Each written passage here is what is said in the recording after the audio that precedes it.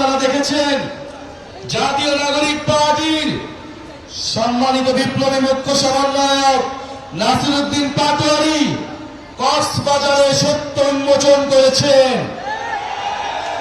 সেই সত্য উন্মোচন করার জন্য বিভিন্ন জায়গায় আমাদেরকে বাধা দেওয়া হচ্ছে।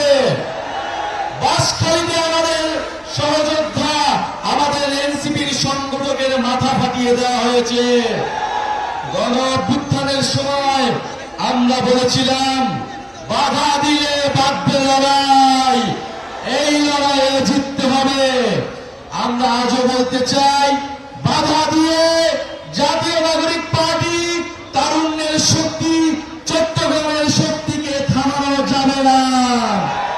প্রিয় সংগ্রামী চট্টগ্রামবাসী, আমরা চট্টগ্রামের যে অপরিকল্পিত নগর ব্যবস্থা রয়েছে, এখানে পানি ব্যবস্থার অভাব রয়েছে।